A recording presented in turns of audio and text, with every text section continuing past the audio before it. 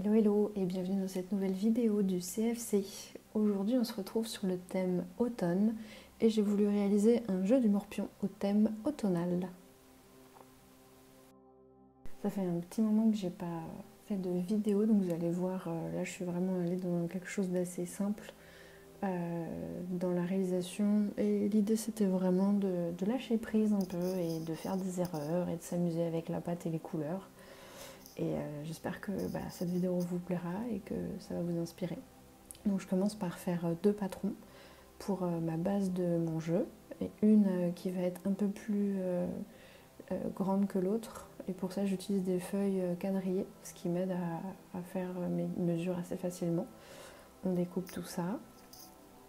Et puis ensuite on va pouvoir commencer à mélanger nos pâtes et nos différentes couleurs. Donc là c'est le gabarit qui est un peu plus petit que l'autre. Il y en a un qui fait 9 cm et un autre qui fait 9 cm,5 cm. Donc pour les couleurs, je me suis vraiment pas pris la tête. J'avais du noir, du doré, des couleurs un peu cuivrées. J'avais aussi des restes de pâte un peu effet bois que j'avais fait il y a quelques temps. Du coup, j'ai tout mélangé et je me suis vachement amusée en fait à mélanger sans me prendre la tête, à tortiller la pâte, à l'aplatir. Faire un peu des dégradés et tout ça pour avoir en fait à la fin des nuances de pâte et des effets un petit peu marbrés pour faire comme un effet un peu bois nervuré, mais encore une fois pas forcément très réaliste. L'idée c'était que je me fasse plaisir avec des couleurs. Donc là je vais pouvoir découper en fait le fond du jeu grâce à mon premier pattern. Donc je vais mettre la pâte de côté. Et ensuite, on va pouvoir passer à ce que je vais mettre par-dessus parce que je voulais avoir un petit rebord. Donc là, je vérifie en fait que le support de fond rentre bien. Ce que vous allez voir, c'est un peu technique, mais ça devrait aller. Et en fait, là, je prends le petit gabarit. Et avec le petit gabarit, je vais venir trouer la pâte de telle sorte à pouvoir ensuite placer le cadre par-dessus et le découper directement sur le fond. Comme ça, en fait, ça me permet de faire en sorte que la pâte agglomère entre les deux couches. Donc je garde bien sûr l'intérieur, par exemple, si je veux faire autre chose avec plus tard. Et là, je vais venir marquer à l'intérieur de mon fond la différence entre le grand et le petit gabarit pour pouvoir justement placer les encoches internes dessus. Ouais, bon, j'avais dit que ça serait simple au début, je me suis encore embarquée dans un truc, voilà, j'ai menti. Mais après, c'est plus simple, vous allez voir. Donc là, du coup, je coupe en fait les bords et ça me fait un rebord sur mon plateau de jeu qui va me créer en fait un petit volume et ça va être assez chouette au niveau des finitions.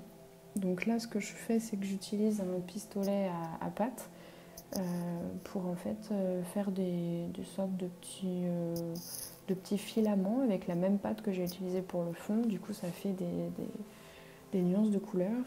Et l'idée, ça va être de venir les placer sur le plateau pour pouvoir en fait créer les cases du jeu.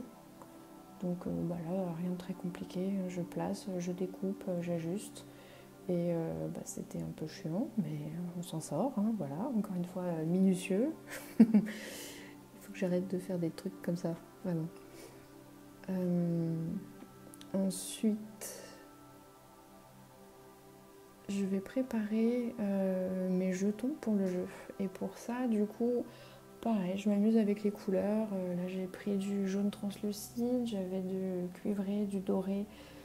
Et je crois que c'est tout. Et en fait, j'en ai fait une espèce de dégradé, cette fois-ci beaucoup plus fin. Je voulais pas d'effet de marbrure, je voulais vraiment un dégradé afin de pouvoir faire des feuilles d'automne. Et donc ça, c'était mes premiers jetons qui seront donc des petites feuilles. Et les seconds jetons, ça sera des têtes de champignons. Je prends une pâte rouge que je viens découper en tronçons. Et là, j'en fais des espèces de palets sur lesquels je viens déposer en fait de la pâte blanche que j'ai mélangée à de la pâte translucide. Et donc je fais ça assez grossièrement et ça me donne tous ces petits jetons. Voilà.